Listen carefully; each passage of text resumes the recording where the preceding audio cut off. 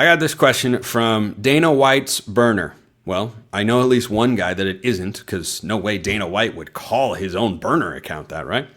This Oregon team might just be better than anticipated. Do you still see an 8-4 floor, or do you think it's raised at this point? It's a very good question.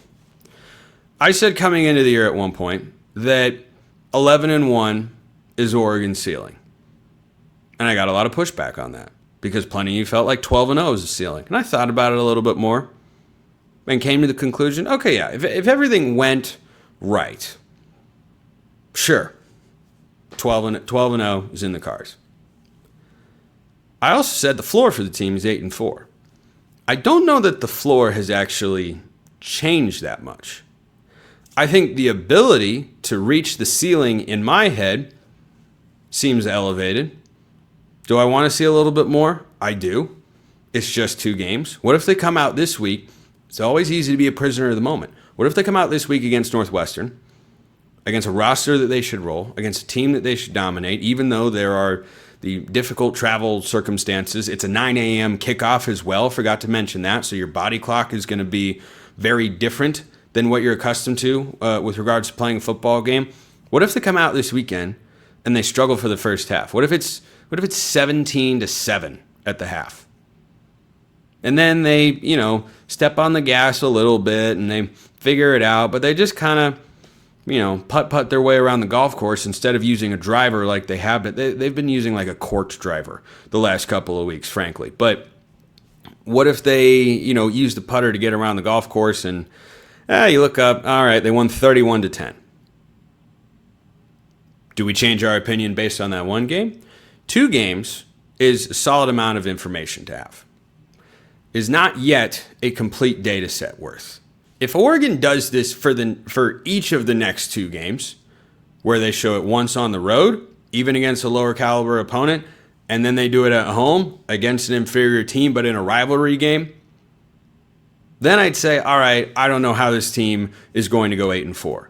But what I felt coming into the year is, hey, how could this team go 8-4 if everything goes wrong, right? That is barring major injuries. Like if everyone stays healthy, Dante Moore, and you don't lose. Frankly, there are some spots where you could lose a couple of players, and the depth is so insane that you'd be just fine. Like take any 2 running backs pretty much out of that room at the moment, and I feel like we got plenty of talent, right? So let's say Oregon doesn't have cascading injuries where Dante Moore and 3 offensive linemen, 2 corners, and a linebacker go down, and you go, okay, this team is just so incredibly beat up. This isn't a reasonable expectation anymore to be at the same level where they were when they had all of those guys. Barring something like that, the things that I felt could go wrong coming into this year that would lead to 8-4 can still go wrong. Think about how good the Oregon team was last year.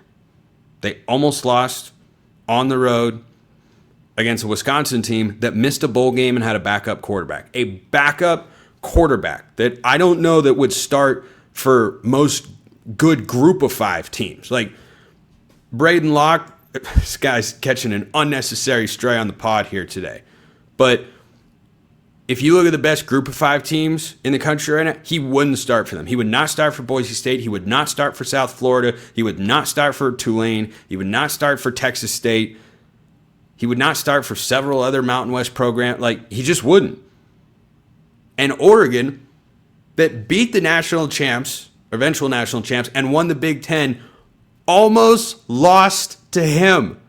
Almost lost to that guy. Yep. There were circumstances like it being the 8th straight game, and Oregon shot themselves in the foot. We know what this team's capable of doing against inferior competition. We have not seen them, and until Penn State, we won't know what they're capable of against superior competition. Now, Oklahoma State, as I said, is a better measuring stick than Montana State. Even though they're not very good, they have a higher caliber of athlete on average across the roster. And the fact that they were actually more dominant speaks to, obviously, Mike Gundy's motivational comments for the Ducks, but also how well they really played in that football game. So I hear you, Dana White's burner. I get where your head is at. And by the way, I predicted Oregon to go 11-1 coming into the year. I haven't changed that prediction. I haven't come off of that. But if you're telling me everything goes wrong, what's the worst that could happen? Yeah. You could still find you what USC looks really good through 2 games against inferior competition so far. Do they scare you more now than they did coming into the year? Because I think if you're going to have the opinion of like, well, look how Oregon's looked again in these 2 games, then you'd have to have the same opinion of USC and say that game where Oregon's a double-digit point favorite at home has to scare you more than it did coming into the season. So do I feel better about Oregon? A little, yeah, definitely. But let's see him get through the next 2 games first, and if it's more beating teams with 50+ points and holding them to 13 or less, yeah, I'll see that. W.T. Halliburton, is that like Tyrese Halliburton? For the SSN, I think you mean SSA. I was the one frustrated about your hesitation to give the Ducks a best-case scenario of 12-0. With the dominant start and momentum going into the Northwestern game, what is your scale of agreement now for Oregon to go 12-0? In my opinion, it shouldn't be under a 3, all jokes. Yeah, coming into the year, pretty sure I said that it was a 2 or a 3 that Oregon would go 12-0. It's going undefeated in consecutive college football seasons at the Power 4 level. Exceedingly rare. Exceedingly rare. Not unheard of. Not impossible. Incredibly difficult to do. So, at the moment, based on the first couple of games, I mean, Indiana hasn't been that impressive. USC has been impressive. Washington, I think, is an improved team. That's a rivalry game on the road. Iowa scares me a lot less. I mean, like, a lot less than they did coming into the year. Mark Gronowski, their quarterback transfer, has thrown for 127 yards in 2 games against Albany and Iowa State. So Iowa still can't complete a forward pass. They've got a really good defense.